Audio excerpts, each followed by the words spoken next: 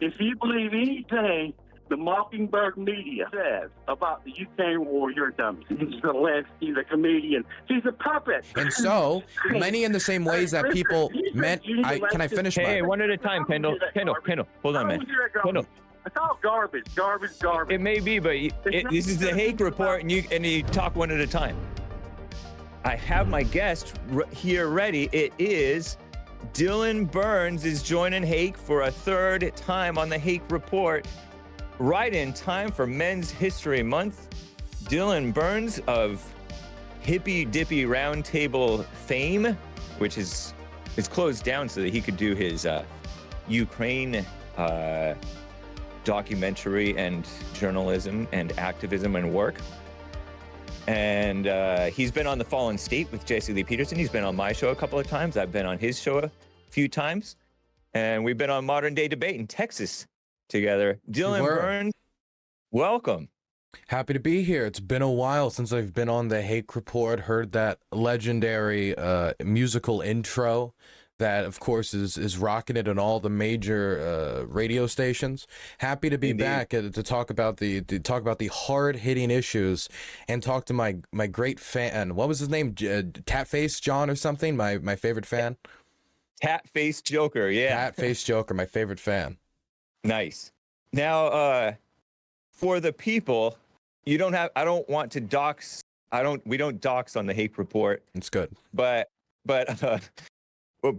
where roughly are you? You look like you're in a different location from prior times. I'm in Kiev. Last time I think we talked about Ukraine on the stream, I think I was in Lviv, but I'm in Kiev. I have an apartment in Kiev, but right now I'm actually in my studio, which I have in Kiev. I rent it from a friend of mine. I got a good price for it. And what's great about the studio is it's actually underground. And so when the city's getting struck by either Shahed drones or missiles, or there's some issue, the safest place I could possibly be is right here, streaming or just doing some type of work. And so that allows me to feel pretty safe when I'm streaming, because actually I think 2 or 3 days ago I was going to be streaming, and I was in the Ukrainian countryside outside of Kiev. It's at a house, we call it a compound. It's just this big place with a ton of solar panels, and it's very self-sustaining, and so it can kind of disconnect from the power grid, so it's also safe when it comes to that. But a Shahed drone flew very close over our house and blew up about 50 to 100 feet away from our house. And I wasn't underground. I was just in the building. So if the building was hit, something could have happened to me, it could have happened to other people. And so here I feel a lot safer. So I like being here when I'm streaming, because when I'm streaming, I got my headphones in, I can't hear. And so if I can't hear anything coming in, it's better for me to be somewhere where I don't have to worry about that. For sure. Yeah, you're taking a risk being over there in Ukraine. And how long have you been over there? I know you've kind of come back and gone so I think in total it's been over a year now. If I include last trip and this trip, I think it's been about over a year. And what I did last time is I came for 6 months. Christmas came around, went home to spend Christmas with the family, because you got to respect the family. Then I come back, spend about 6-7 months here again, and then I'm going to head back in November, December, spend Christmas with the family again. And that's basically my cycle right now. Yeah. You're working on a documentary for this Ukraine war. I'm working on a lot of different pieces. I'm not working on like one singular documentary. I got a short documentary on demining that I lived with deminers for about a month in the Kharkiv Oblast as he did demining work in recently liberated territory, disabling. Meaning getting rid of disabling mines, like anti-tank mines, anti-personnel mines, Mon 50s, which are like Russian claymores. I spent and lived a month with them and filmed their experiences, talked to them about what it's like to do this type of work, because they are doing it on about a month of training. Their program has been expedited exponentially because Ukraine is probably one of the most, if not the most mined country in the world. According to its environmental minister, 1/3 of the country. And it's a very big country for European standards, at least. As Americans, I think, we have a very big country and we're used to that. But for European standards, it's still a very big country. 1/3 of it's covered in mines. And so it's going to take about 80 to 100 years to get rid of all these mines. I'll be dead before the job is done. So I want to make sure that this gets the attention it deserves, because even when the war ends, it's still an important issue. We can see this as an issue in Cambodia. We see it as an issue even on the German coastline, where they used to dump weapons after World War II. In fact, in Ukraine, they're still disabling bombs from World War I and World War II. And they were disabling thousands of those before the war even started. And so it's an issue. It's bombs being layered on top of other bombs from other wars. And so that's why the situation is just so bad. And I think it deserves a lot of attention, which it's not getting, because it's not the most super exciting, like frontline GoPro work, you know? It reminds me of what they're talking about with the cluster munitions that Biden approved. Those don't necessarily explode in the air or something like that, like they're supposed to, and they can sit for years or decades and go off. So is that going to be adding to the issue? What sucks about this war is basically all the bombs that are being used, unless they're brand new out of the factory, and very few of them are actually overall brand new out of the factory. We're using a lot of old Soviet stockpiles. A lot of these bombs have very high dud rates. And what a dud rate is of the percentage, like, let's say you have a bomb, if it has a 40% dud rate, that means a 40% chance it doesn't go off, and it's just going to be like a mine for the next 50, 60, 70 years until someone finds it and disables it. This is how you get a lot of children in Cambodia, for example, from all of the bombing that we did there during the war against communism in Vietnam. A lot of children who are still blowing up from these types of bombs. The cluster munitions, so all of the bombs that are being used here, or almost all the bombs are being used in this war so far, have very high dud rates. It definitely, when you see the Russians are now using North Korean weapons, which are going to also have a very high dud rate, because most of those were made in the 80s and the 90s. They're 30 years old. I don't know how well the manufacturing or safety standards exactly are in North Korean factories, but I don't assume that they're the same standards as many other weapons producers. So this has already been an issue for a while, and cluster munitions have already been used in this war for a while. I have been given videos from people who have been bombed by cluster munitions. I've talked to people who have been bombed by cluster munitions. There's tons of videos of the Russians even using cluster munitions in highly dense cities. But I think recently it got more attention because Biden decided that we were going to send American stockpiles of cluster munitions over. What's interesting about this, and tell me if I'm going on for too long, because I don't know how much time we have. And this is an issue that I'm very nerdy about, so I can talk about this for a while. What's interesting about these cluster munitions is, according to Biden, they have a 2.5% dud rate, which is lower than what the majority is that's being used on the old Soviet stockpiles, because that's what they're saying. But old tests of these weapons don't correlate with that. These same weapons were tested to actually be 6% dud rates, not 2.5%. And in fact, Biden's standard and the standard of the American government was that it had to have a dud rate of 1% if we were going to be giving it to an ally. But due to the pressure of the situation, now I don't know if they said they did new testing and now it's at 2.5%. They haven't released the data on exactly what the conditions were that they were tested in, whether it was rocky terrain, what the weather was like, and all of that can affect whether or not these bombs actually explode. So I wish there was more transparency around that.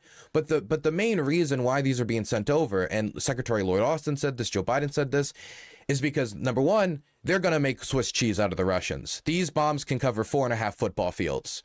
They go into the sky, they blow up above the ground, and then they drop 72 to 80 bomblets over an area about the size of 4 to 4.5 football fields. And so if you're fighting in these gigantic fields in Zaporozhye, and I've been in Zaporozhye, miles and miles of farm fields. It's like Midwest type, like corn, like fields of corn, right? Except it's wheat, sunflowers, and watermelons, stuff like that.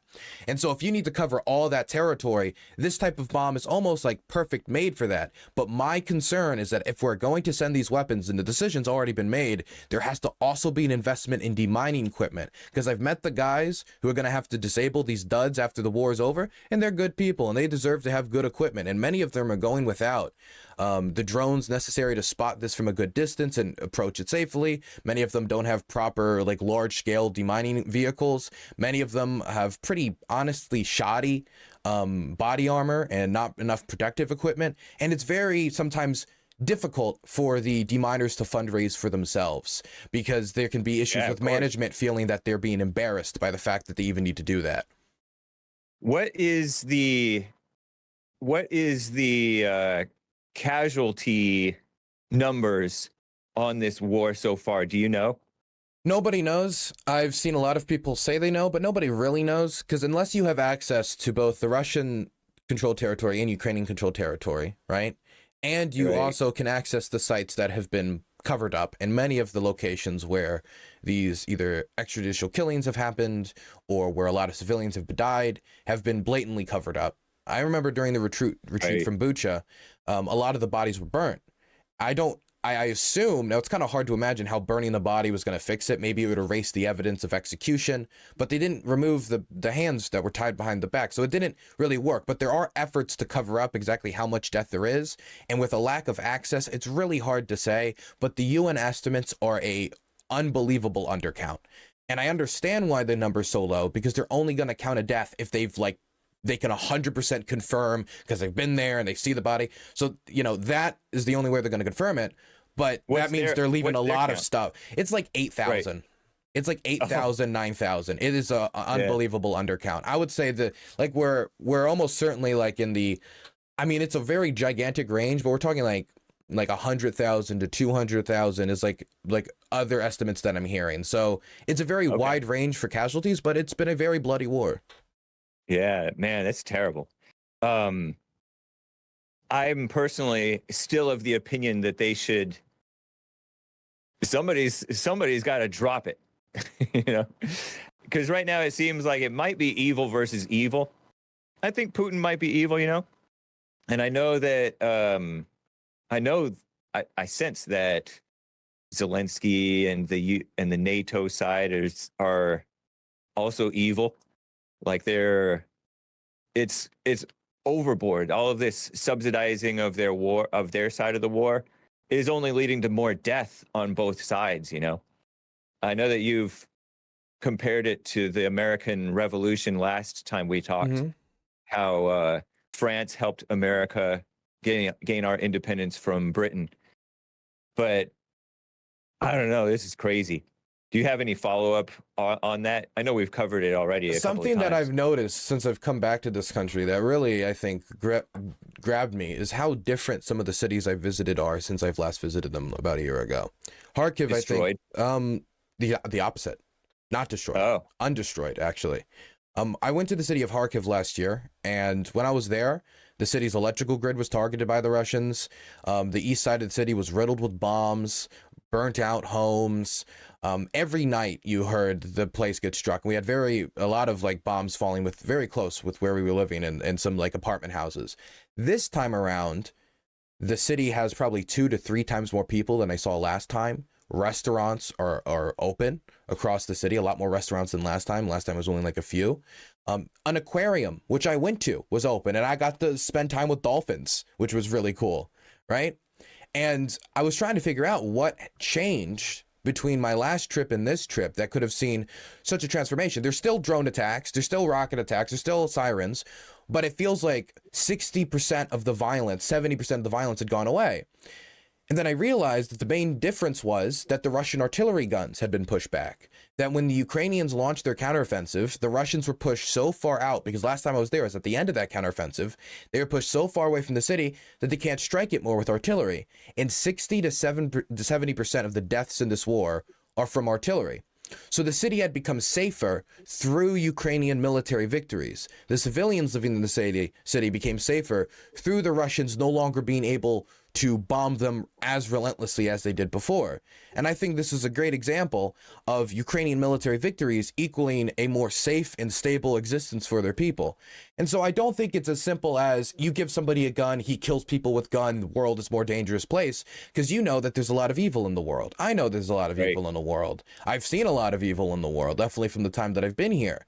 And a lot of times you can't really negotiate with an evil. You just have to stuff out the evil. And I think the easiest way to do that, in this instance, it was the artillery guns. And so you pushed it away. And you can't push away that type of barbarity without some sort of military power. And so when someone says that these weapons are just adding to the bloodshed, that would also assume that the Ukrainians would basically give up if it wasn't for the West. I am of the belief that there's a decent chance they would keep fighting. They would just be fighting a losing battle. They would just be fighting a battle like, we can't surrender our land. It would be like asking Americans to give up California and Florida or Texas and all these other locations. And it would be unthinkable for most Americans, not only out of an issue of national pride, but out of the family members who live there, out of the family ties that you have in these states, out of how much it would economically cripple the United States. California is like the 10th largest economy in the world. I mean, the Soviet Union, when they gave Ukraine Crimea, they said the reason we're giving Ukraine Crimea is because it's economically essential to the Ukrainian nation. But now they want to stop their nation not only from having this brutality waged upon them, but trying to deal with that consequence. So I don't think it's as simple as deal with that, that economic crippling that has been waged upon their nation. So I think that there's enough good reason to send them weapons for their own defense and for their own protection, that I think is not covered enough on like the effect of pushing back the Russian army. Air defense is a great example of this, how much air defense has protected civilians. I understand what you're saying, that it's helped maybe some cities, but it has enabled the war to continue. Whereas, yeah, they might be fighting a losing battle and more of them dying because they're so ground in and dug in their national pride. It seems, I've heard, but it seems like it would have been over a lot quicker, and then somebody would have to break quicker. I mean, I would also say that it's not for me, it's not as simple as just, we'll end the war, right? You end the war, people stop shooting each other, and then everything is good. Because just because a war is over doesn't mean war can't come back. The war could start up again in 5 years. We've had this happen before in other conflicts where they have a ceasefire and then it comes back. Yemen's a great example of that, where they had temporary ceasefires, then it spiraled out of control and they went back into violence. And so I think that the issue should be resolved now. I don't want to have to be like, okay, 10 years from now, my family member is going to have to be the one that has to deal with this when we can deal with it now. The future Ukrainians, the Ukrainians that are growing up with this bombardment, are now going to have to deal with it 10 years from now. And so I think there's, when we talk about ending the war, I want to end the war permanently. I don't want to end the war temporarily, because then all we're doing is kind of like soothing our own sensibilities. Like, oh, temporarily we've saved the day, but we haven't really. And the other issue is that I think that Ukrainians want to be able to dictate their own future, and a future under Russian occupation is not the one that the majority of them want. And so if they were to give up Kherson, Zaporozhye, Donetsk, and Luhansk, and Crimea to Russian occupation, that is a tremendous amount of territory, which doesn't only mean that the people within those territories are going to have to live under Russian occupation, which can be quite brutal from what we've seen so far, but also many of them are going to lose their homes, many of them are going to lose their property rights. Vladimir Putin a few months ago signed an executive order saying that if you don't accept Russian citizenship within occupied territory, they can take away your property rights, they can deport you. They can take away your ability to live just in the neighborhood you were born in and raised in. And they can kick you out because you didn't accept the Russian line. And I think a lot of people don't realize some of that's happening in Ukraine too, with some of the Orthodox Christian churches that they say are corrupted by Russian subversion, pro-Russian subversion. There's some violation of rights in both countries. Is that not true? I'm not familiar with anything that would be similar to taking away a person's property rights. I'm not familiar with anybody like, you're Christian, therefore you can't own homes. You're a Christian, therefore we're going to kick you out of your home. You're not allowed to live here anymore. There is, though, a big debate raging in Ukraine, and there still are Russian Orthodox churches that operate in Ukraine, but there's a debate in Ukraine around the Russian Orthodox Church about the amount of influence that the Russian government has within the Russian Orthodox Church. And the debate has only intensified since the war started, because the Russian Orthodox Church has helped the Russian government wage war against Ukraine. The most obvious example of this I could point to is that the head of the Russian Orthodox Church, the Patriarch Kirill, said that if you go to Ukraine and you kill Ukrainians, you will go to heaven. Now, if we heard that towards Americans, we would think that was Al-Qaeda. We would think that was ISIS. Right. Now, I'm not saying that everybody who believes in the Russian Orthodox Church agrees with that. Obviously, Christians have a bunch of different beliefs and a bunch of different sensibilities. But if after 9/11, we had some church in the United States say, go to America, kill Americans, and you will go to heaven, I don't think it would be too long until the FBI kicked in their doors and arrested many of its major leaders. let's get to a call before too long. You guys can call in 1-888-775-3773. Jeff is in Louisiana. His nickname, Dylan, is Mumbles. Mumbles. He mumbles so you're gonna have to listen closely. Okay, Jeff I'll do my in best. Louisiana, are you there? Yeah, man, I just had a comment on a first part of this conversation I was having, Yeah. where he said about the dead bombs, children digging up dead bombs and killing them. Let me ask you, Go ahead. can you hear me? Yes. Okay. Why if a dead bomb had killed Osama bin Laden, and we hadn't been in a war for 20 freaking years, spending billions and billions and billions of U.S. dollars, losing U.S. money on something amounting to nothing? So why didn't dead bombs kill Osama? Was the question, I think. No, I'm saying you're saying you're talking about children digging up. No, these dead bombs are dropping. Yeah. In the mining, and you say if a child digs up a dead bomb and it kills them, well, if they'd been Osama bin Laden, and we wouldn't have spent 20 years or more and billions of dollars on a lost cause. Okay, so my point is, what do we accomplish in Afghanistan that's going to correlate to us pissing off this money in Ukraine? We're wasting American lives, American resources, and everything else. And you're flying over there sitting underground in the bunker, giving them more U.S. money. It makes no sense. Okay, so I didn't understand half of that, but I think there was an aspect of, I think we're trying to kill Osama bin Laden. We wasted money trying to kill him, I think was the question. And like, why are we going to waste money on this now? Is that the question? I'm sorry. Let me say again so you hear me. You were talking about dead bombs and children digging up dead bombs. Uh-huh. Okay. What if one of those dead bombs would have been the child that killed Osama bin Laden? Would that not have made the world a better place?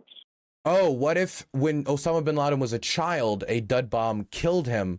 Then it would have made the better. Yeah, probably. If a dud bomb by happenstance killed Osama, just like if a fire like happened in some German village and it ended up killing Hitler. But I mean that would be a good coincidence. But I also, as a matter of policy, we shouldn't directly target civilians because the vast majority of those civilians are not going to end up to be Hitler or Osama bin Laden. But my point is we're not targeting civilians for that purpose. But if it happens, it happens. It's war. We're spending money. It's not something. We're not fighting for our freedoms. We're not fighting for anything. And if it happens, it happens. But it will prevent us. Okay, like I said, if that had happened and Osama bin Laden had been killing his child, we wouldn't have spent 20 years in a war. Well, I take that back. I'm a Republican, but I admit it's fact. That the reason we went to war was because of George Bush at first, because Junior wanted to clean up his dad's mistake in Iraq. But still, the point is that 9/11 wouldn't happen. We wouldn't have 3,000 Americans died up there. Wouldn't have all this crap happen there, and we wouldn't have spent 20 years over there. The money we spent in Afghanistan, and the money we're spending now to fund Ukraine to fight, we could spend that in America, getting people off the streets. So, like in California, apologize for my language, but when you walk down the street, you have to walk beside somebody taking a shit in the street to get to work. Hey, Jeff, remember, keep it clean. I said, soft language, but you wouldn't have walked somebody using the bathroom on the street to get to work. If we take that money we're spending over there and bring it back over here, because as you stated earlier, we're not trying to. Well, if we end all wars, it'd be great, but we're not ending all wars. We spent 20 years in Afghanistan fighting this stuff, and as soon as we pull it out, guess what? It goes back to exactly what it was. They're killing each other. Nothing's getting accomplished. Okay, let's hear from Dylan's response. The dud bombs part still somewhat confuses me, but I understand the second part of the question. As for the dud part, I think a lot of people have this idea of history, kind of like they view history through great people or great character. And I'm not saying they're great people, but I mean people of immense influence through Napoleon, through George Washington, through Osama bin Laden. But a lot of times, I don't think it's necessarily that this one person led forward history. And if we remove this one person, everything would change. There are a few people where that might be the case, but for the majority, like the economic conditions that created Osama bin Laden also existed. The economic and ideological and religious motivations, other people held that as well.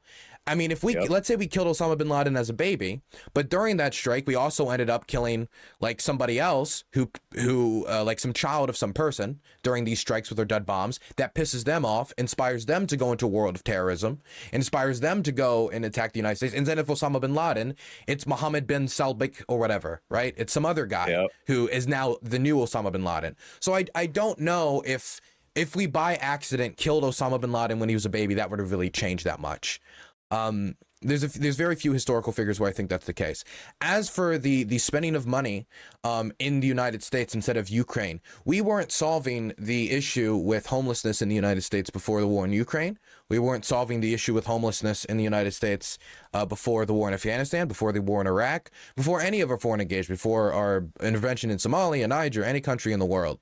And the resources that we use for homelessness, I do not believe that if we stop the war in Ukraine tomorrow, that either a Joe Biden or a Trump or a DeSantis or a Vivek Ramaswamy administration, no matter who's running, RFK, they're going to take that money and divert it into housing. In fact, it's not that simple to divert it into housing. You would have to change your military budget, reduce our military budget, reduce the allocations that we have for a lot of this equipment, and then shift it into what, housing and urban development.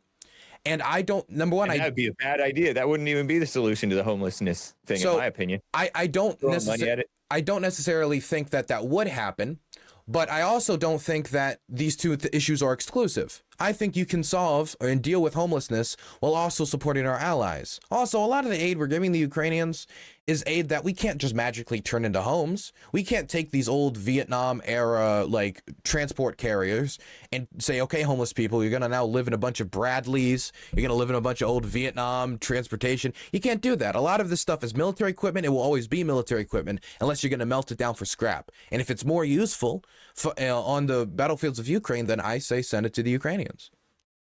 You know, I think that the homeless issue is a character problem, and no amount of money throwing or housing is going to fix the homeless people's issues.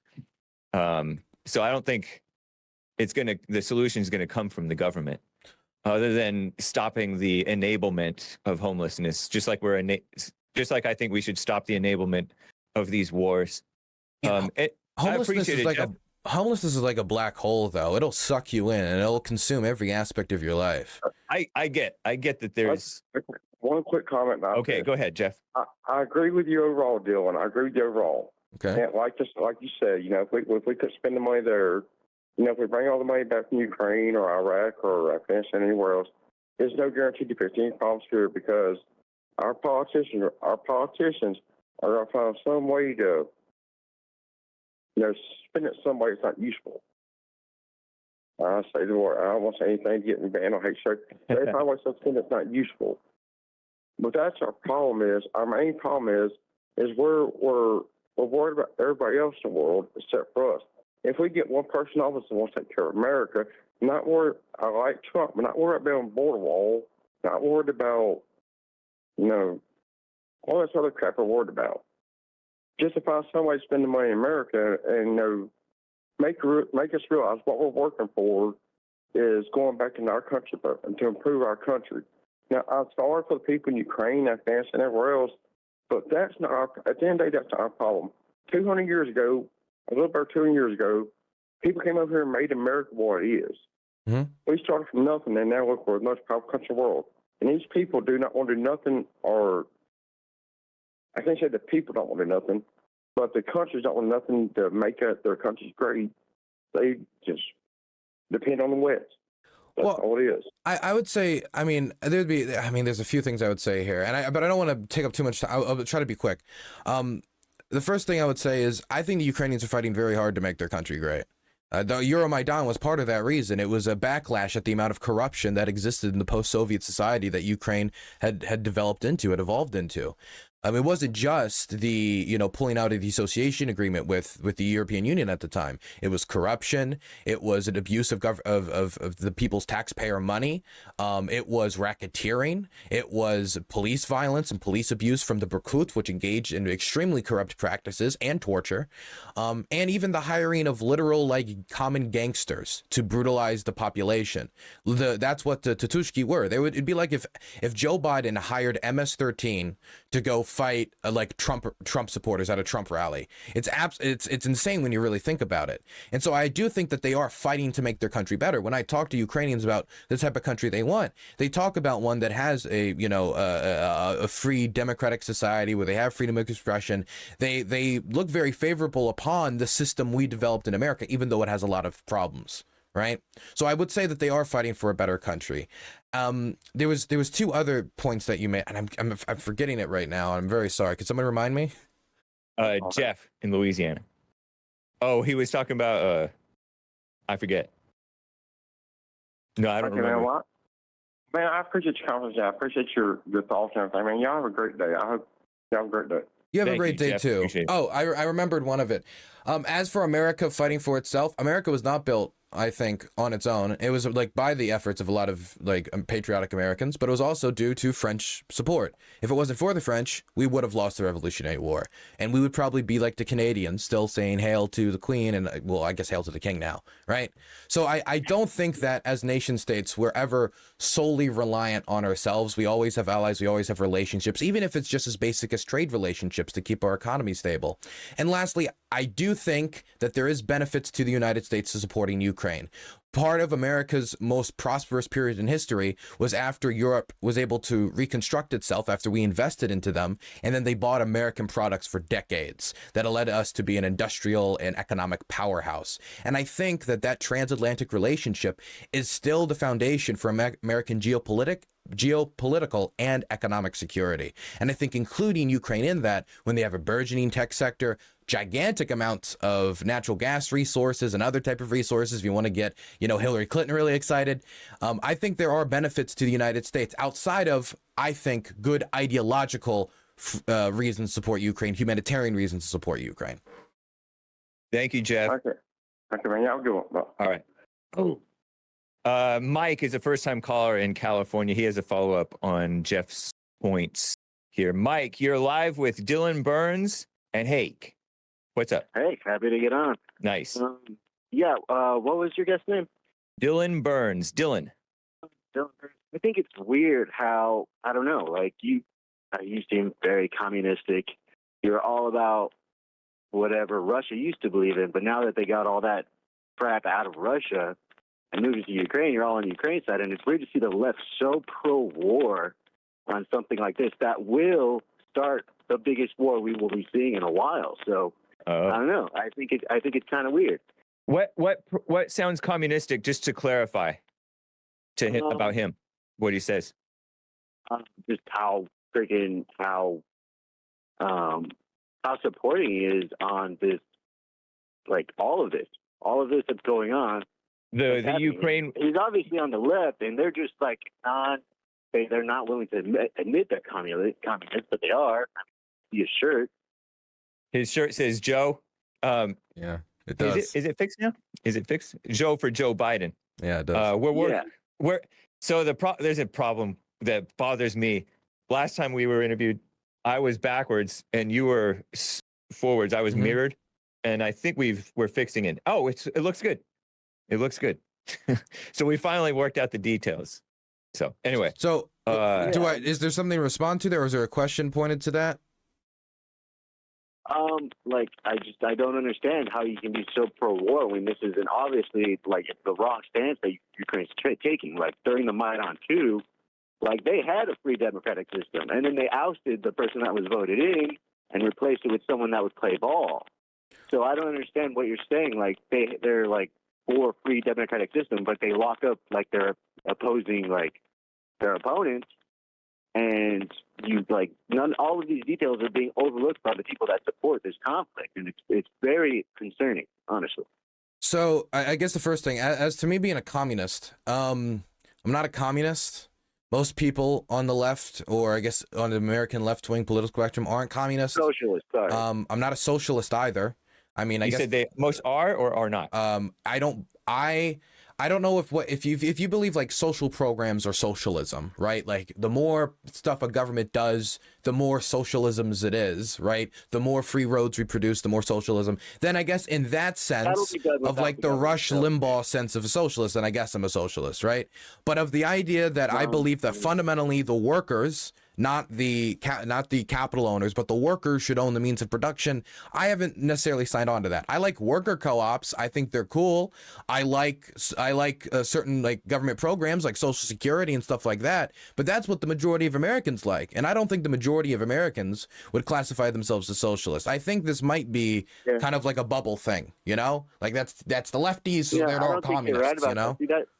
That's what all of your side has. You guys claim these things, you claim to not be these things, but then when you get really down into the nitty gritty of it kind of sounds like you are. Okay, you know? What is the communist value that I hold then? You don't want, like, you want the government to be in control of this shit. Keep it clean, Mike. The government being in control of things isn't communism. I mean, like, communism is not when the government is big. Communism is when the workers own the means of production, right? But they're still the government. They are part of the government. Well, many people wouldn't say that. For example, like Pinochet's government is a example of a worker-owned government. People, or we tell ourselves that we're not a part of it, but you actually are. What? But because I believe that the government should do Social Security, is that why I'm a communist? I think if these principles that you believe in were truly right, the people would be on board wholeheartedly. Most Americans are in favor of Social Security. Okay, well, not Social Security specifically. Is that a communist? I just want to know: is Social Security a communist program? It's done by the government. It's centrally controlled. Is that a communist program? What is Social Security? Yeah. I mean, weren't they getting ready to phase that out anyway? No. Is it a communist program? I think in a sense, yeah. Well, it's a socialist program for sure. Okay, well, I think we just have totally different definitions of socialism like most people, because if that's the case, then most Americans are communists, including, I think, most Republicans. I would agree. Most of them are. They're brainwashed, useful idiots for communism. Now, evil. I just say evil. For me, I feel like we're diluting what these words mean, right? Like there's an astute difference between Vladimir Lenin, right, and Joe Biden and what they believe in, considering Joe Biden was a Cold War warrior. He fought against the Soviet Union in Congress. They're both dead. So, like, I don't know what you're trying to get at with that. I'm trying to get at that these two people hold very different ideologies, and we need words to distinguish them. And if Joe Biden is now the same word to describe Vladimir Lenin, how are we going to differentiate these types of people in common parlance? If I'm a communist, like most people are communists, most Americans are now communist. So there's no difference now between me and Vladimir Lenin. We now are using the same word to describe us both, even though we have very different beliefs about the world. I would say that Joe Biden, if he was fighting in the Cold War, he was evil, because he doesn't really have an ideology. You'll notice that his views have changed with the winds. So he's a wolf in sheep's clothing. And that's what a lot of the communists were. That's what all evil people are, who are not even communists. There were many who were also far left, but they're fascists a little bit to the right of the communists. I've heard, some of them were evil as well. It's just. It's hard for me to know exactly when a politician is doing something necessarily because they're just changing positions because they're going with the wind, or it's that they actually had their minds changed. Because I would imagine, for example, like when we're talking about somebody like Strom Thurmond, right? But it's never been towards something good that Joe Biden has changed on. I would think so. It's just I think we would disagree about what's good and what's not good, right? Right. Yeah. I would say something like LGBT issues, like he's changing a positive way. You would say he's probably changing a negative way, right? We disagree on that. Can I answer the other question he put forward though about Ukraine and like the evilness of my support? So I probably disagree with a lot of the historical interpretations that you've put forward. For example, I don't think that Maidan 2 is an interpretation. The Minsk Accords is an interpretation. Well, how you describe the Maidan coup absolutely is, I think, is an interpretation. I think it's an ahistorical interpretation as well. When we talk about Yanukovych and we say that was a freely democratic government, let me ask you a question. Would you say that freedom to protest is an essential pillar of a free democratic government? I don't know how it works over there, so I couldn't say. Well, I'm asking you, like, if you had a democracy, I think it's pretty fundamental to basically every democracy that the people be able to express their discontent. If they can't express their discontent, how is it a democracy? That's the only way you get your government to respond. That's how it's supposed to work. If you can't have freedom of expression. Another question: do you agree with January 6th? Do I agree with the motives behind the January 6th protesters? No, I think they were. No, do you agree that being able to protest is a protected thing that we should have in this country to be? Absolutely, I believe it's a democratic thing that we should have in this country, and I believe if they wanted to go to the Capitol and protest, that they have the right to protest. But can we bring it back to the Euromaidan for a moment? Do I think they should be locked up if they engaged in any violence towards police or did something like that? Then yes. I do believe they should be locked up. If they just went there and protested and like held a sign or whatever, then no, I don't think they should be locked up. But can we go back to okay, do we want to talk about January 6th or are we pivoting out of here? Okay, so no. Go back. Yanukovych tried to ban protesting while he was in office during the end of his term because the protests got very wild and he didn't like them, and so he tried to make it so any gathering of more than 3 people was banned, and that the government paid Berkut special forces, police forces, or cops could go and take you off the street for protesting. That already, I would think, is against the free democratic society he tried to paint of him. He also hired gangsters, and when I say gangsters, I mean MS-13 style, blood Crip style. I mean murderers, rapists, and thugs. He hired them, sent them out to the street to stab, murder, and provoke protesters and smash up businesses so they could justify a Berkut police response. We know this after the fact. Do you think that's because he could have seen like the U.S. involvement and the intentions behind those things? What U.S. involvement? The U.S. involvement in the Maidan coup. Could you tell me about it? It was in 2014, happened during the Olympics. They started an entire revolution, as they called it. We started an entire revolution in Ukraine. We did that? We helped, yeah. How did we help? We sent them ideas, people, money, and resources.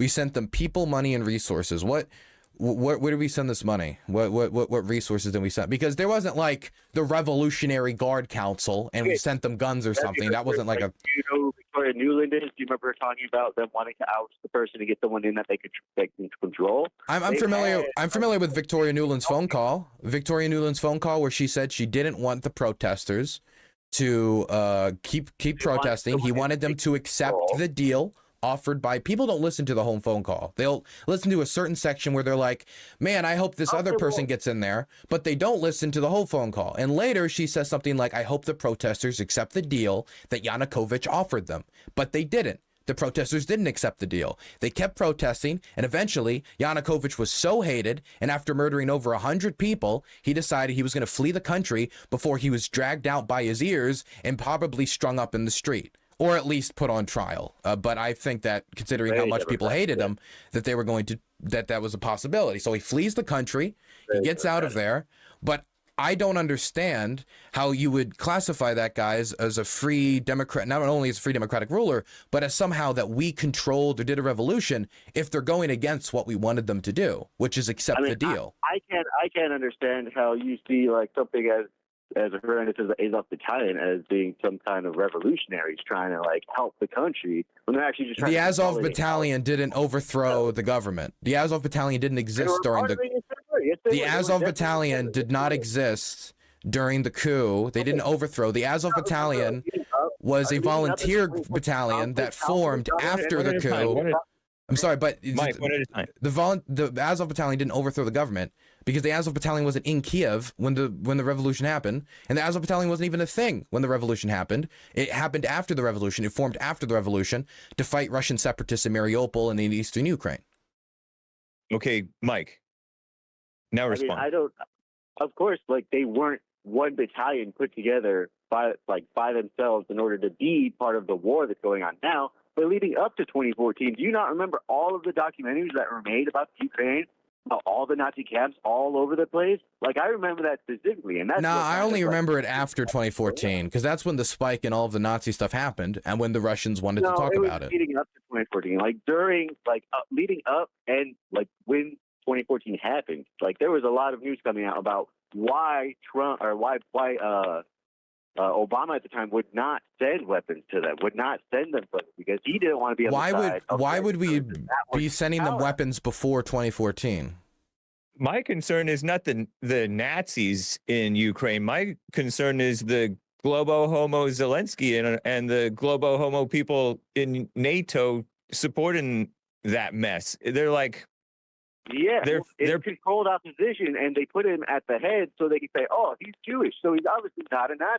But that's a game that's been played over and over again. He won a free and fair election. He beat Poroshenko. I mean, he did not beat Poroshenko by what do you mean he locked up? So he locked up Porsche. Who did he lock up? Tell me a single person. If you can name a single person, I would be very proud of you. Friend elections during the war right now. He did not lock up anyone to beat Poroshenko in 2019. He wasn't even in power in 2019. How could he have locked up anyone if he was just a comedian? Okay, not Poroshenko specifically, his other opposition, everyone else that was speaking out against him. I've read articles about Okay, I don't know what articles you read, okay, but nothing happened in 2019. Now, if you're saying in 2022, 2023, the same talking points that we hear everywhere else. You're bringing it up, and I'm just responding to it. I don't think you know a lot of the basics about this. That's all. With the same cookie cutter answers that we get everywhere. What do you mean cookie cutter answers? You're giving me information just like, oh, the Azov battalion overthrew the government. No, they didn't. They didn't even exist. How am I supposed to respond to that if what you're saying is just on its face, just factually incorrect? So you're saying white supremacy didn't exist at all in the country before? Yes, that's exactly what I said. When I said the Azov battalion didn't exist in 2014, what I really meant is that nobody in Ukraine was ever racist and everybody loved the gays and they're all transgender, black, and disabled. That's what I really meant, yes. Well, I mean, if it was like that, we wouldn't be at war right now, would we? We would be doubly at war because we would need to defend them 10 times more. Yes. Anything else, Mike? Appreciate it, man. A lot of this stuff, I have no idea what you guys are talking about. Thanks for letting me call in. Yeah, thank you, really man. Good to hear you. Tell Jesse I say hi, and I listen to you guys every morning. Thank you so much. Ryan, was that the guest? Dylan. Dylan, thank you for the discussion, man. I didn't mean to come off like such a, big A, but... No worries, man. You have a good one. Thanks, man. All right. See you later. Thank you, Mike. Dylan, are you able to hold on through a break into the next hour to talk about some domestic issues? And Sure, maybe, I know you wanted to talk to me about, what was it? The benefits of slavery? Yeah. Sure, why not? Does that work for you? Sure, I'll take 5 minute. Yeah, why not? 5 minute break. I can take a 5-minute break. Okay, cool. We'll get to some other topics with Dylan and your calls if you would like to call in. I want to talk to Dylan about Trump being a man of peace. I want to talk to him about the phony outrage, in my opinion, of the slavery balanced history being taught in Florida.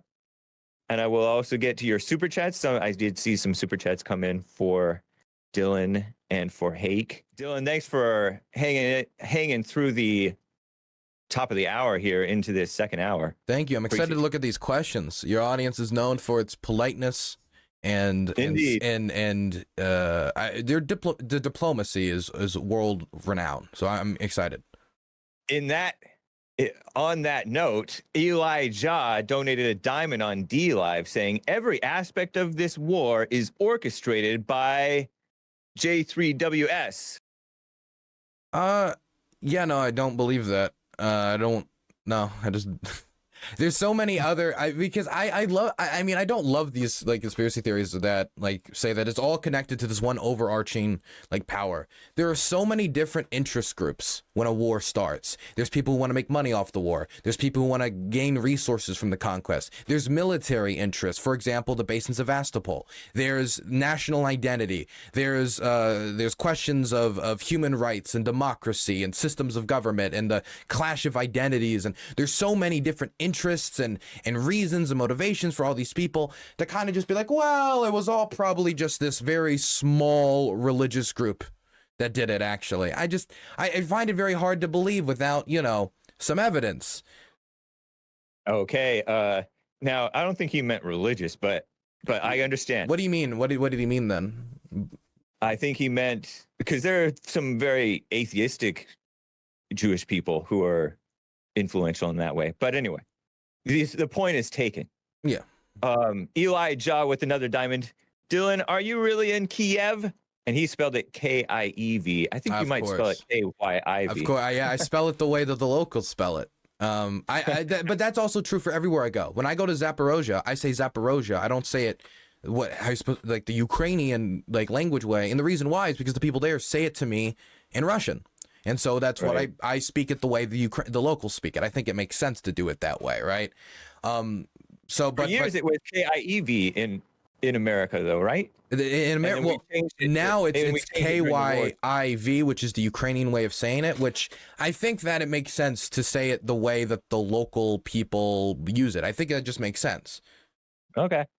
But didn't it change with the onset of the war? Because I remember seeing it depends on the book. It depends on the publication. Some of it said it the Ukrainian way. Some of it said it the Russian way. But now it's dominated by the Ukrainian way of saying it in the West. I know. Kind of like how they capitalized the B in the word black after George Floyd and the Black Lives Matter riots. They started capitalizing the B in the word black to kiss up to the blacks rather than using lowercase b for black for Black Americans. You know, I've never heard of that before. You're gonna have to send me something. You got it. Okay, well, you heard it here first. Hake news is late news, but it's new news for Dylan Burns. It's new news to me. I never heard of the uppercase B political agenda. It became widespread among the mainstream media. Okay, but Elijah, I didn't even finish his diamond. Dylan, are you really in Kiev or West Hollywood? He asks. Obviously, I am in the compound of Jeffrey Epstein's old island. I'm in the deep deep nethers of the mountains, right next to the Maxwell torture chamber. I mean, there's a lot of, I mean, there are some people, I don't know why, they like just think I didn't actually go to Ukraine. You can go to my YouTube channel. There's tons of footage of it online, photographs, but maybe it's all green screened, which if it is all green screened, then this is a fantastic grift. And I should be hired in Hollywood. I think I need a job. Well, he said West Hollywood specifically, and that's a reference to the LGBT community. Which is that? I think you're. And everything's flying over my head today. And I feel like everything's. I feel like everything that's supposed to offend me is just going over my head. You know. Nice. That's good. That's cool. Same here. That happens with me a lot. Hake something's Christianly, and I'm censoring the username. Is Hake. Well, okay, I'll read it out loud. Don't say this, kids. I'll read it out loud just for you, you two people who like this name. Hake farts Christianly is his username. Wow. Because I'm very Christian, right? Does Dylan know he sound like a beta? He asks on Rumble. Do I know that I sound like a beta? Well, I don't think I sound like an alpha. I think I sound like an omega. What's the omega? I think there's like a third one, right? The omegas? There's also the sigmas, right? Yeah, Destiny thinks he's a sigma, I think. I don't think I'm a sigma. I'm probably an omega, I think. I don't know what my red pill star sign is. I don't know. All right. Riley JM with thank you, Hake something blanks Christianly.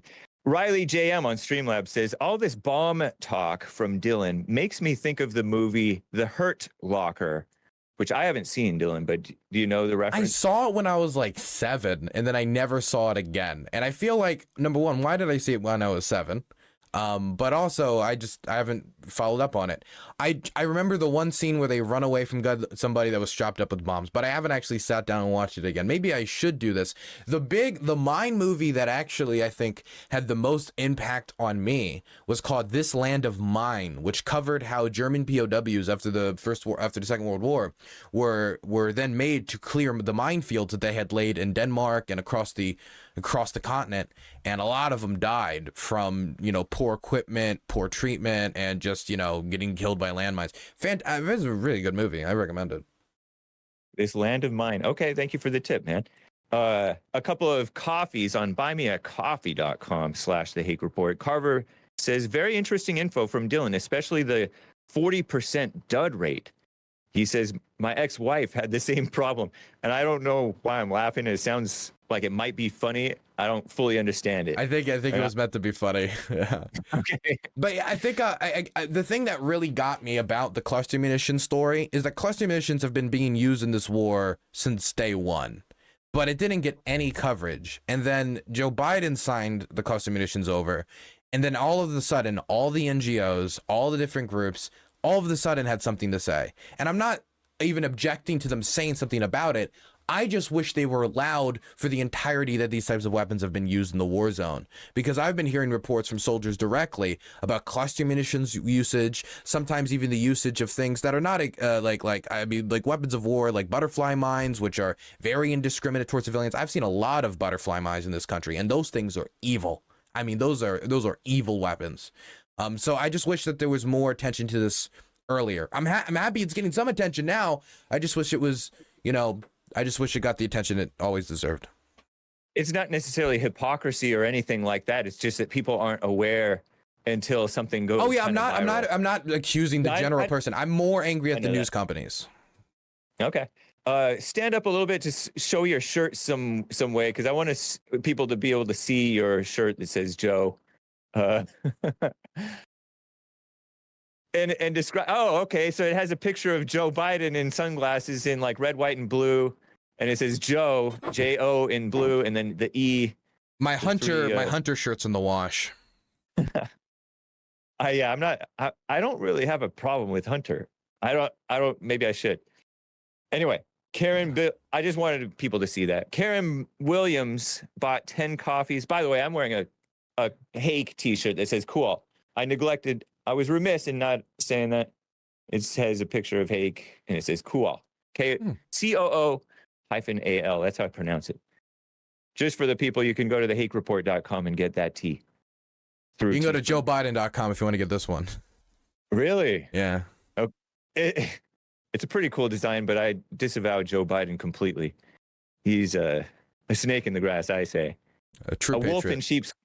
A wolf in sheep's clothing. Do you think people know that they're wolves in sheep's clothing? Can you be a wolf in sheep's clothing and not know it? I think so. The general you.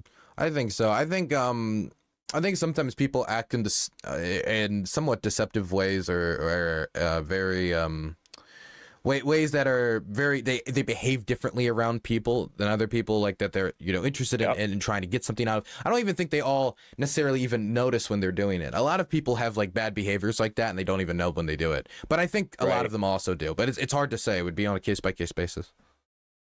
Karen Williams bought 10 coffees. Hi, Master Hake, in my Marilyn Monroe voice. Well, I don't know her voice that well. And Marilyn Monroe, yikes. She says intimates. Ready to serve you, sir. Just fun and wit. Yeah, James. Can I get a lashing, please? Terrible. Okay. That's too flirty.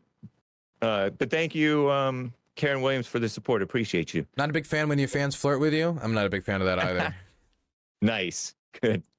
I got to get to Kendall in Florida. He's on the line and wants to continue about this Ukraine war thing before we get to the domestic stuff. Sure, why not? So, Kendall in Florida, thanks for calling and holding, man. You're on with Dylan Burns. Hey, what's up? Hey, did you measure JLP's forehead yet? I have not measured JLP's forehead.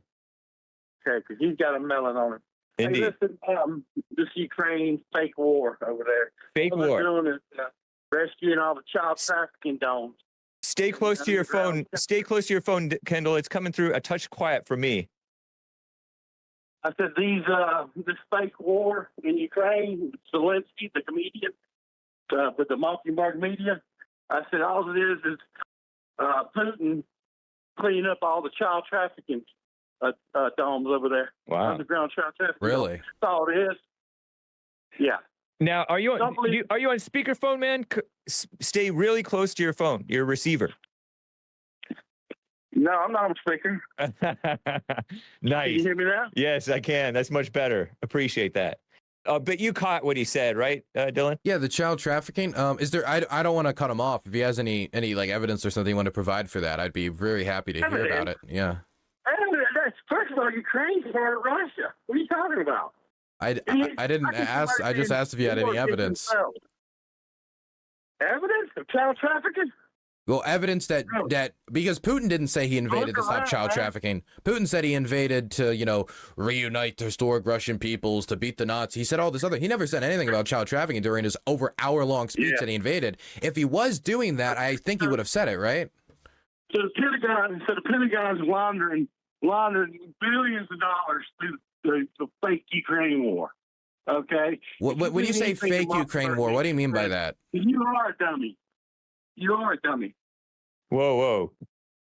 Okay. If you believe anything the Mockingbird media says about the Ukraine war, you're a dummy. But to be clear, I don't. It's not. You could say fake, though, could there be right? facts mixed in with some misdirection and lies? Zelenskyy, the comedian, he's a puppet. Well, okay, let me ask you a question. Trump was a TV star, right? Trump was a TV star. He was on The Apprentice, you know, very popular TV show, got a lot of viewership.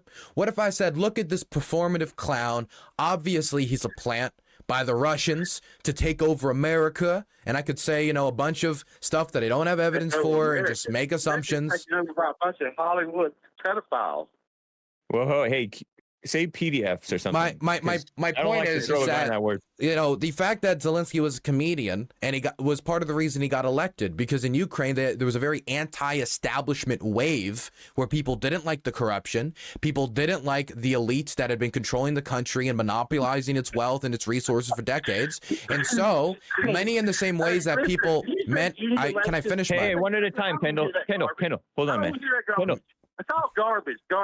It may be, but this is the Hake Report, and you talk one at a time.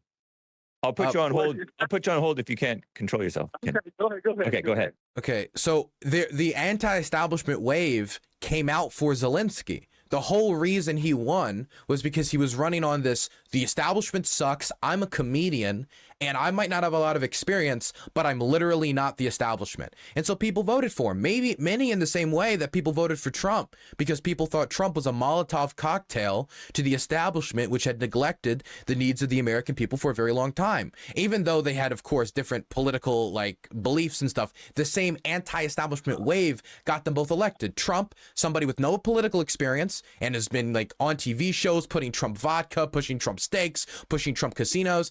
This is not somebody deep in the political scene, at least not as deep as somebody like Hillary Clinton, for example, yet he beat Hillary Clinton, who had much more political experience, who had much more time in the executive branch working as Secretary of State. So if it's ridiculous that a comedian won in Ukraine and it's impossible to believe, how can you believe Trump won in the United States? Well, first of all, the voting machines. Whoa! We don't talk about that. Everything was on the. Okay. But we're talking about how Trump won, not how Trump lost, and I disavow that. You guys don't believe anything, man. Wow. But thank you, man. I appreciate it, Kendall. It's a great call. Thank you, man. Happy Men's History Month. I'm happy we did that call. Nice. I understand that you know, a lot of people don't trust the mainstream media, and that's fine. You know, they have corporate advertisers. You could not like hosts, but I don't like and they have a culture that's different from the general public. It depends. I think a lot of the news stations build their coverage for specific subcultures within America, MSNBC, Fox News. So I think that they're playing to an audience that already exists. Part of the reason we have such a shitty media is, and I hate to say this, and people don't like it, is because we're also kind of a shitty people. We love to say our political opponents are all communists, or our political opponents are all fascist, evil. Like, you know, we love to do that as Americans. We're very divisive. It's always been like that from like the beating, like Charles Sumter, like with the caning, and like in the lead up to the Civil War. We've always had a certain amount of political divisiveness, but we cannot allow that political divisiveness or dislike of mainstream media to turn into just contrarianism. And when we're saying that the war is fake, we're just delving into contrarianism. The evidence of you can come to Ukraine if you want. If you truly think it's fake, and anybody truly thinks it's fake, I will pay you $10,000 if you come here to Ukraine and prove it. $10,000. All right. That reminds me, before I get back to calls, Nathan in Illinois has a personal question for you. Real quick, are you familiar with Coach Red Pill, Gonzalo Lira? Yes, Gonzalo Lira. He got rearrested again. I'm very familiar with the case. Tell his story in a minute or two or less, I'll of him say, getting into pro-Russia propaganda, if you will, or journalism, if you will, and then getting what he's been through and your take on it. sure. I'm gonna. Well, I don't want to. I want to make sure my explanation is somewhat biased because I don't like Coach Red Pill and Coach Red Pill doesn't like me. So I just he said he wanted to debate people on Ukraine, and then I offered, and then he blocked me. So I don't know why he didn't want, but whatever. I don't know how he first got into it, but he used to be a dating coach, and then he transitioned into coverage of the war. He moved to Ukraine, and during his time in Ukraine, he seemed to kind of become less and less favorable towards the Ukrainian nation and would turn more and more that the Ukrainian nation state is evil, the Ukrainian government's evil. Up into the invasion, when the invasion happened, he just explicitly endorsed it. He explicitly endorsed the invasion, explicitly endorsed the bombings, and even denied like very well documented war crimes like in Bucha.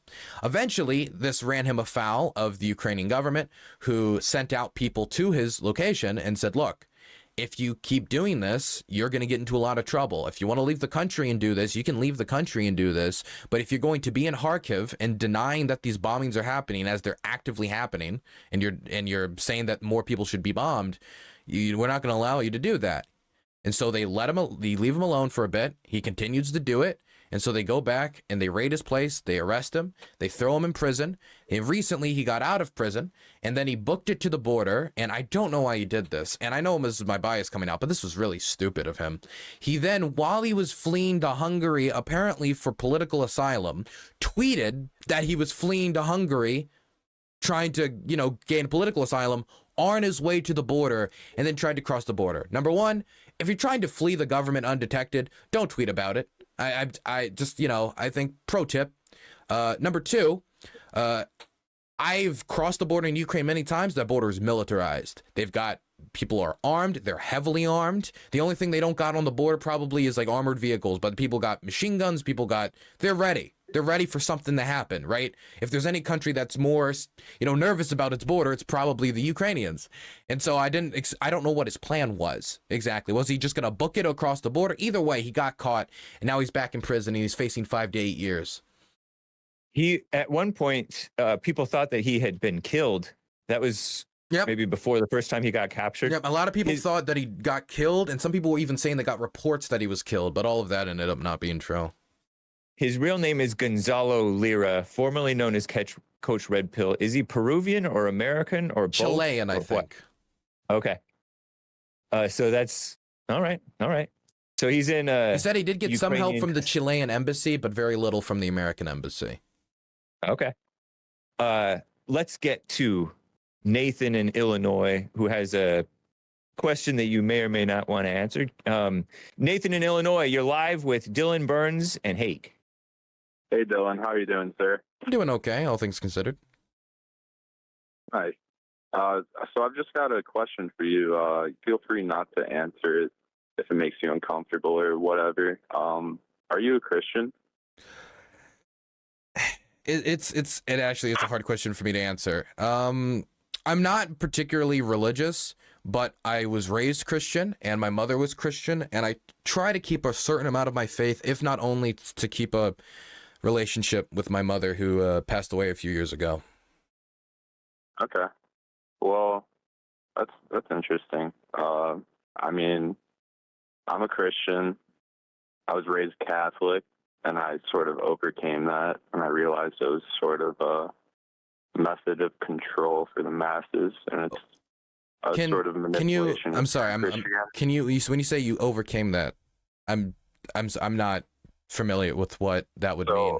What I've found is that Christianity is all about overcoming the world and overcoming different things that come at you, different lies, different thoughts, different ideas. Mm-hmm. So what I've found about the Ukraine war is that it's nonsensical.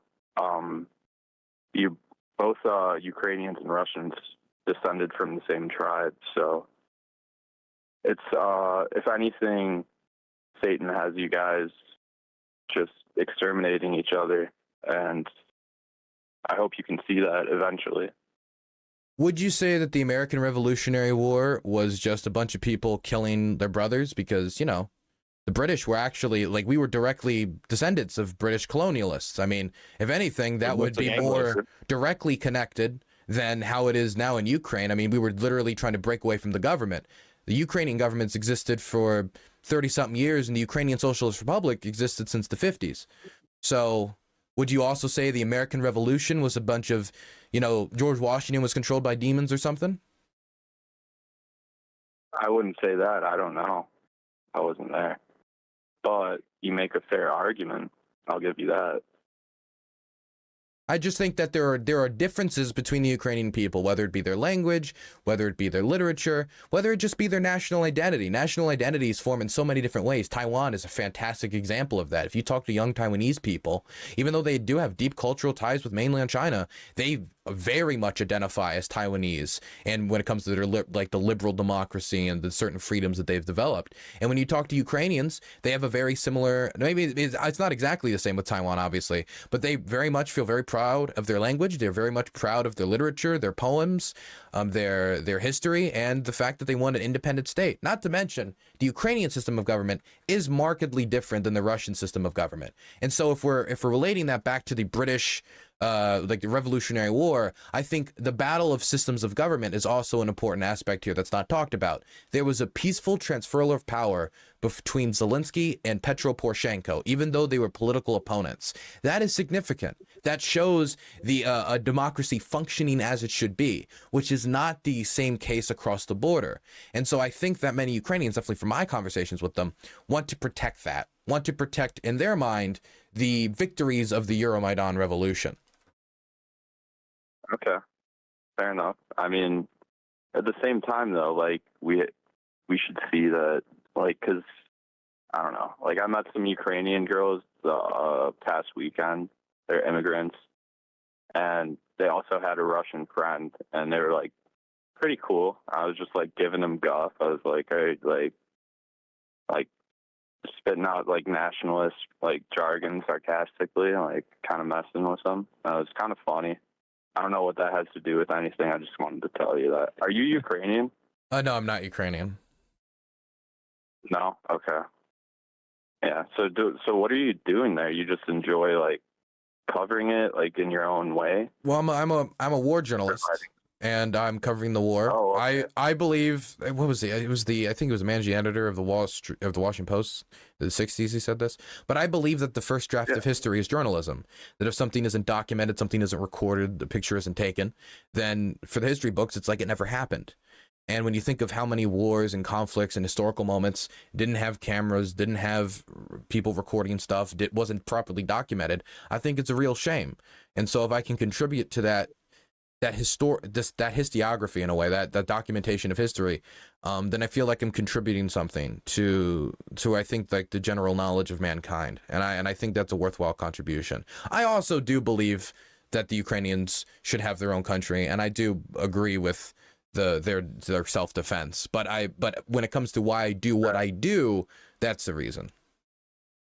Yeah, you said something that just came back to me. You were talking about, like, Ukrainian people wanting their own branch or form of government and wanting it to operate independently. But I don't know, like, I can't, with the widespread misinformation from both sides, Russia, Ukraine, coming to America, I can't make a rational decision upon which is which, because I don't know. I don't live there. So Same. Seems to me like it may be evil versus evil, man.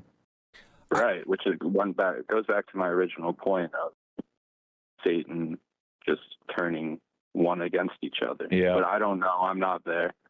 So anyway, yeah, I mean, I want to give you some wise advice that Jesse taught me. Even though your mom's not here anymore, I'd recommend you forgive her. Yeah, Jesse told me that too when he interviewed me. On the fallen state. Yeah, I didn't know how I felt about it then, and I don't know how I feel about it now, because I don't know necessarily what I would be forgiving her for, and the things that I could surmise that I could forgive her for, I don't know how much that would really help me to, like, say out loud, like, I forgive you for this thing that I'm not particularly feeling that I need to forgive you for. Okay. Can I tell you how that's helped me? Sure. I do want to respond to the evil versus evil thing. If Yeah, you go Frank, in, let me go into this real quick. So when I forgave my mother, Mhm. I started to see that I was becoming the man that God created me to be, Gotcha. and it's been continuously going forward and getting better and better. Did you know, Nathan, that you resented your mother before that? I had a feeling because I could tell how I resented women at large. Because a lot of So, people yeah. don't know that they resent their mothers, or that there's like It takes a good deal of discernment and sight, but at the same time, like, one must understand that when you're able to see something and you don't know, but you can still see it, that's God moving within another. How did you find out that you resented your mother, other than just hating women? How did you find out that you resented your mother specifically? Well, it just made sense because she was always like, I could see how, well, now looking back, I could see how I was always a mama's boy, and it just was disruptive to my life path for quite some time until I made that adjustment. Like right when I heard Jesse say that, I was like, oh shoot. Oh, so you were ready to hear it. Flying. I was like, that's just what I needed. Nice, man. But I mean, that's what he says, suffer if you don't want to. But it seems like you're doing relatively well, Dylan, so. It reminds me of what our prior conversation during Super Chats of can one be a wolf in sheep's clothing and not know it? I think that's the same thing of having resentment toward mother or parents and not realizing it, or how much it's maybe affecting you in your other areas of life. I remember, I think the one way that my familial upbringing, because there was a lot of, I would say, chaos in my familial upbringing because of my mother's, addiction and, her homelessness. Like she was not behaving as a mother should behave, to put it bluntly. I think I don't know if I ever resented her, but I do know that in a way that I kind of tied my life to her in a way that, and her problems in a way that I don't know was the healthiest for me. Where anytime I would run into a problem in my, let's say, academics or my, political activism or something like that, I would be like, oh, in a way, I'm failing the progress that would be needed, so nobody in the future will have to deal with it. And I tied myself kind of in a way to, like, I need to fix the problem that caused this in my life. Like, I individually need to do that. And that was something that in the last few years, I feel like I've let go of a little bit more. And while, of course, I still want to contribute to the fight against addiction, I think, mentally put it all on my shoulders in the same way that I used to. Right. Yeah, but I see that. But we're much greater creations than just mentally. You see, like, we have souls, we have hearts.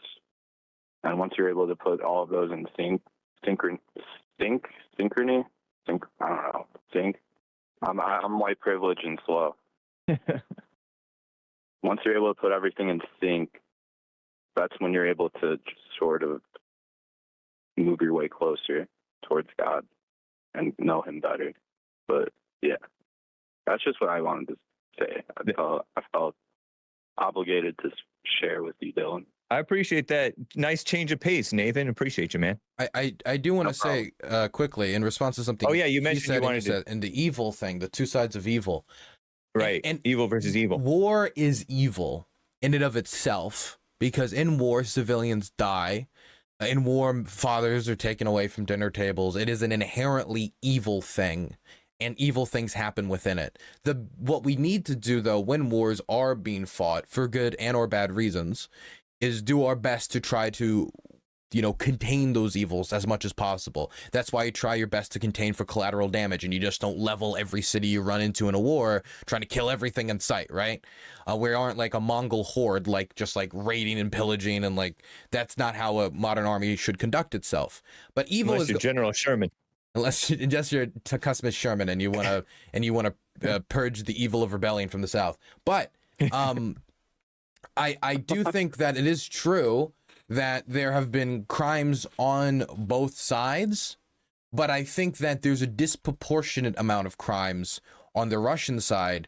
And even if there's evil in all sides of any military army, there was evil in American soldiers during World War I. There was evil in American soldiers during every war that ever existed, or any soldier and any army that ever existed. But that doesn't change, I think, the strength of their argument that they deserve independence, the strength of their argument that they deserve to have their own democracy if they want to, and that they have a right to their own land. All nations have their own land that they hold dear, that it's nearly holy to them. The idea of Americans giving up New York, like, oh, give New York City over to the Germans, or give California, that would be ridiculous to us. Gladly. Well, I understand some conservatives jokingly, though, but the idea of actually giving up large swaths of our territory where we don't know what's going to happen to those people. Are they going to be killed? Are they going to be kicked out of their homes? According to executive orders passed by Putin, they can be kicked out of their homes. They can be deported. They can lose their right to own property. I think that once you put that all on the table and you understand what the stakes of the war are, while you want to limit as much evil as possible, there's still an outcome I would like to see, which I think would be the least evil outcome. And that is Ukrainians get their own country. Ukrainians can run their own affairs as they want to with their own democracy, and the Russian soldiers go home. Just like how many of these colonial wars have ended in Algeria, in the Congo, in Vietnam, in Afghanistan. Many colonial or any of these like wars overseas have ended, and they don't always end the same way, but they have a similar beat to it. Okay. Yeah. Well, I noticed you said disproportionately Russia is acting in crime, having war crimes. Yeah, it's to a certain extent, I think it's cultural, but I also think it's also just about a question of means. If you have more bombs and you have a stronger air force, then obviously you're probably going to be able to commit a lot more war crimes. Plus, the war is on Ukrainian soil. It's going to be pretty hard for a Ukrainian soldier to go into Russia and start, extrajudicially killing Russians. Not that I think Ukrainian soldiers particularly want to do that, but if you're not in Russia, you can't really do that, can you? Right. What do you think about women serving in the front line in combat? I think it's fine. I've met women who serve in territorial defense in Zaporozhye. I've met the thing that's really crazy about Ukraine, and it really kind of angers me because people sort of hyper focus on the super ultra nationalist sections of the military.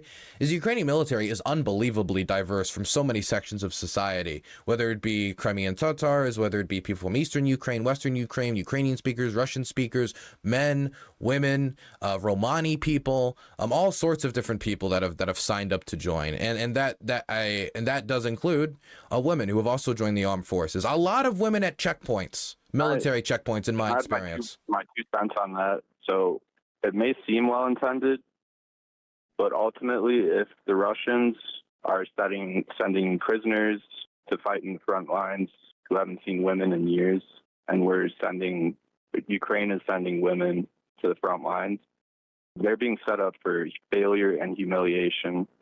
Like, if they get caught captive, God only knows how horribly they're going to be treated. So it may seem well intended.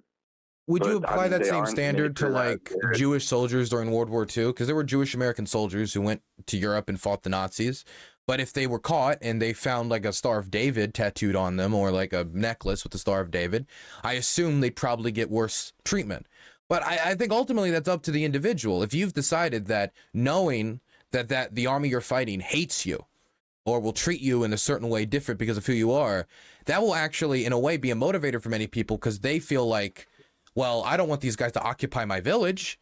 If this is what they'll do to me on the battlefield if we fight for a year or two, the last thing is I want these people in charge of my village, in charge of my city, in charge of my country. If we're scared of these soldiers even touching women or being near women because of what they could do to a woman POW, what does that say about them being in control of major metropolitan areas full of hundreds of thousands of civilians? For them, they are the last line between I don't know how to properly describe it But pillaging, point, though. raping, and murder, they're the last line between their families and that type of violence. And so many of them make the decision that they'll go through with it anyway. I mean, I talk to gay soldiers who fight in Ukrainian military. They give me a very similar sentiment about, yeah, no, if I get captured and they find out, I am fucked. I'm sorry, I can't language. Yeah, sorry. Sorry, kids. Thank you, Nathan. Appreciate you, man. Great call. Appreciate you guys. Bye. All right. Dylan, I don't know if you have 15 or so minutes. I can do 10. The problem is it's like it's Okay. on 9 p.m. and I got to go get out and get something to eat before curfew, because if I don't, then I can't eat tonight, you know? Okay, let me get right to these last two calls then. We'll do 3 minutes apiece and then let you close out. Dope. Let's do it. Cool. Jabril in Canada. Make it quick, man. You're on with Dylan Burns. Greeting, guys. Dylan, Hake. I just wanted to say that, look, I'm from Chechnya. I don't know if you know, we're not far from you guys. Hmm? Hello there? Yes. Yeah, I can hear. Yeah, okay, good. We're not far from there. And when I was a child, I believe it was 8-7, the war broke up with Russia in 94. Was right before Christmas. So, you know, I'm a child just seeing what's going on from place to place. And then finally we immigrated to Canada. Most of my life I lived in Canada and stuff. And I'm basically a religious man. Like, I understand the concept that the war, because I would analyze what happened there as an adult now, right? What happened with my people in Russia. So I came to a realization that we were used. We were used simply because of our character. We're very hard-headed people, right? We overreact and stuff like that. So, and I looked at I knew right away. I didn't blame Russians for that, because I understand it's so foolish to take a label and say the whole people are crazy. It's not logical. So, but I understood that for whatever reason, just like Germany, when Hitler convinced somehow his people to start the war, I understood that the means of which you convince people to fight, they always present it in light. So much so that the person was ready to give his own life away. I looked back and I'm like, so what's the result of the war?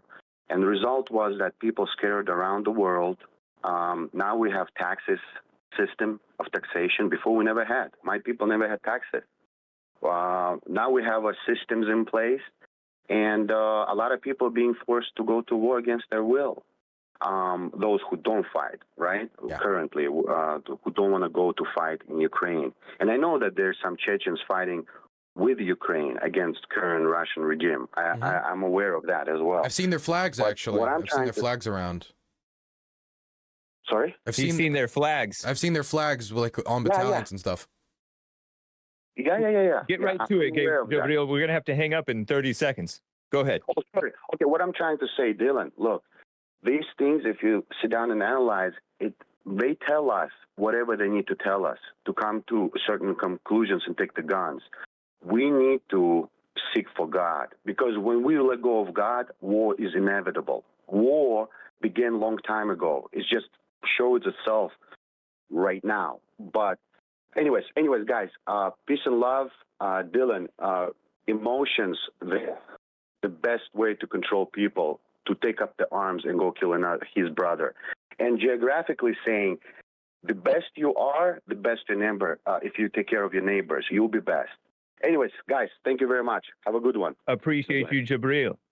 Any follow-up on that, Dylan? I mean, I think war is obviously, somebody said earlier I was pro-war. Most people would never ever describe themselves as pro-war. Like, if America got invaded tomorrow, Hake, by communist China, and they said, Hake, you're going to read the little red book and you're going to be a good little soldier for Mao, right? Obviously, you'd probably be like, nah, I don't like that. I think this is a circumstance where America should defend itself and not allow this to happen, right? And you might not like war, but the circumstances that you find yourself in history makes it so that you have no choice but to say we must defend ourselves. And so in a very similar, I feel very similar way about Ukraine.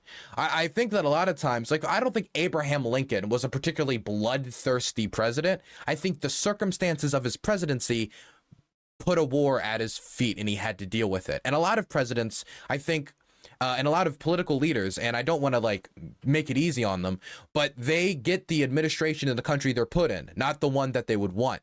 And if their country is at that moment in history, they're just going to have to deal with the moment that their country's in, that, you know, the circumstances of the situation. If they can't change it, then they have to deal with it. And so Ukrainians are in that situation now.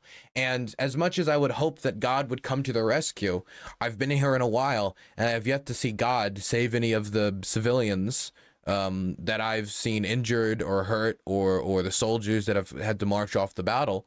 If sooner God intervenes, the better, in my opinion. But also, the Bible is not a completely pacifistic book. I think some people try to overemphasize that, or they'll concentrate on certain parts of the New Testament. Jesus brought a sword. There are passages in the Bible that are pretty explicit about God's like people who are follower of God's faith going to war and fighting wars, righteous wars. So I mean, we might have a different religious interpretation because he's Chechen, so he might be Muslim. I don't know. Yeah, he is. So we probably have a different religious interpretation, or we came from a different religious tradition. But I don't think that any major religion, especially I don't think Islam either, would completely throw off the idea of needing to fight wars of necessity at times. If God can intervene in this war and end it right now and send the Russian soldiers home, please do. I would love that. Can you take my favorite caller, Maze from Dayton, Ohio? Sure, I can take one more caller. Maze, you're live with Dylan Burns. Make it quick.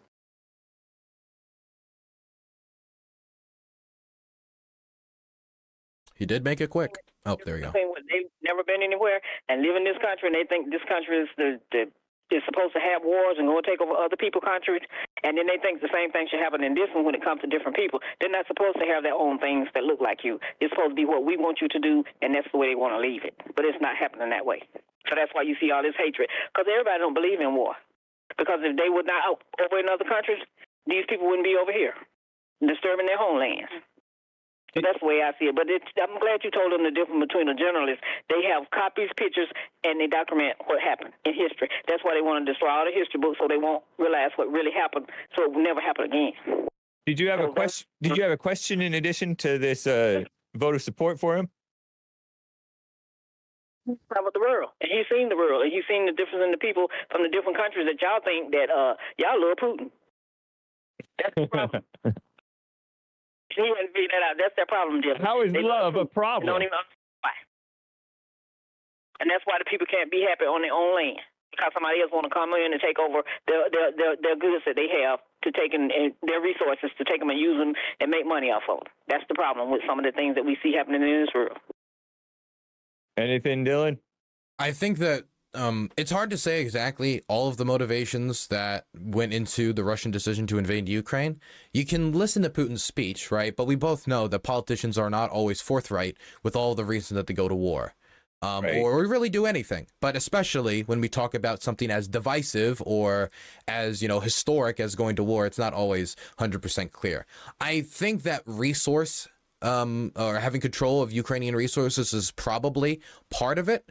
When you consider how much energy that is under Ukrainian soil and how much Russia was a energy producer and seller to European energy buyers, the idea of maybe an opponent in Ukraine that's integrated with Europe, so they don't really have to rely on Russian energy, that could be a motivating factor. But we're all doing complete guesswork. I'm sure the resource element of Ukraine's untapped natural resources came into it to some degree, but it's complete guesswork on whether how much that motivated them. Because I believe Putin, to some extent, really believes what he says when he says Ukraine is basically a part of Russia. And that's not to say he's right. I'm just saying I think he actually believes it because that's his historic interpretation. And so it's hard to balance all of this to figure out, is it 20% that he wants resources, 30%?